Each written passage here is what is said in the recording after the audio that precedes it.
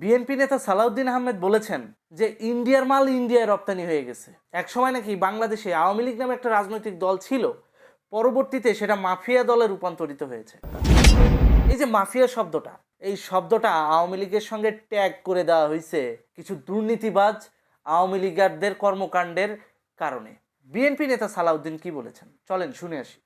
বাংলাদেশে একটা আওয়ামী লীগ নামের পার্টি ছিল, এক সময় রাজনৈতিক পার্টি ছিল, পরে এটা মাফিয়া পার্টি হয়েছে।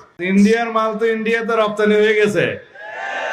ভাই লোকে বলে আপনিও নাকি ইন্ডিয়া থেকে ইম্পোর্ট করা, তাহলে নিজের দেশি বলতে লজ্জা করে না? ইন্ডিয়ার মাল ইন্ডিয়ায় চলে গেছে, এটা তো আপনি আলটিমেটলি শেখ হাসিনাকে ইঙ্গিত করেই বলেছেন, কিন্তু আপনি কোথাকার মাল?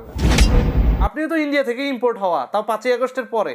5 আগস্টের আগে তো আপনার এই কথা বলার হ্যাডম তো দূরের কথা, দেশে ঢুকারই হ্যাডম ছিল না। আপনারা নাকি আবার বাংলাদেশপন্থী রাজনীতি করেন, নাটক পাইছেন? চট্টগ্রাম জোনে আতাতের রাজনীতি করে, এসালাম গ্রুপের দয়ায় রাজনীতি করে, এখন আবার এই মাইক সামনে পায়া রাজনৈতিক বয়ান, রাজনৈতিক ডায়লগ দিচ্ছেন, দেন, কোনো সমস্যা নাই। কিন্তু মাননীয় প্রধানমন্ত্রী শেখ হাসিনাকে নিয়ে উল্টা পাল্টা কথা বলবেন, আওয়ামী লীগের তৃণমূল কর্মীরা আপনাদের ছাইরা কথা বলবে, বিষয়টা এত সস্তা না। আপনি বিএনপি করেন, আপনি আপনার রাজনীতি করেন, করতেই পারেন, কোনো সমস্যা নাই।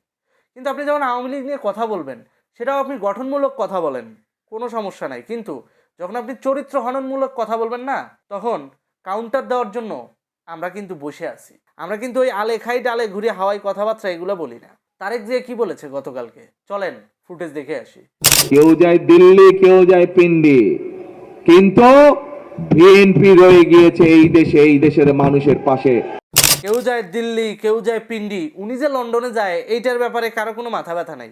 ইভেন এইটার ব্যাপারে কথা বললে ভাইয়ের লজ্জা লাগে, তখন আবার ওই যে 10%-এর অতীত ইতিহাস সামনে চলে আসবে। চালুন সুইরে বলে তোর পাছা ফুটা, কিন্তু চালুনের যে এত ছিদ্র, এটা চালুন ভুলে গেছে। বর্তমান বিএনপির অবস্থা হচ্ছে সেটা।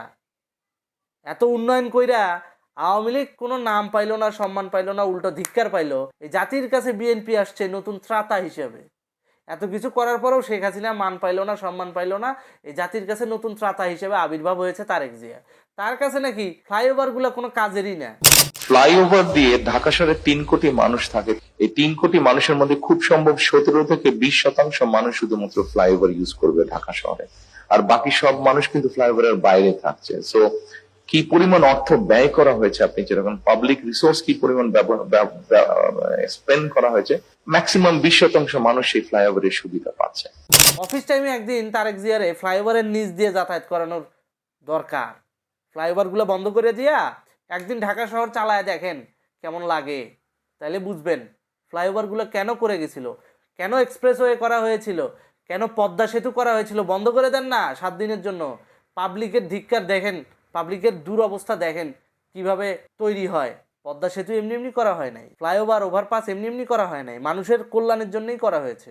তো এগুলো যখন অপ্রয়োজনীয়, তারেক জিয়ার বক্তব্য অনুযায়ী বন্ধ করে দেন না 7 দিন। 7 দিন বন্ধ করে দিয়া পাবলিকরে বুঝান ওগুলো যেন ইউজ না করে, পাবলিকরে ইউজ করতে দিয়েন না 7 দিন। তারপর দেখেন পাবলিক আপনাদের পিঠের চামড়া থাকে মানে তোলে না বৈশা থাকে, দেখেন একবার।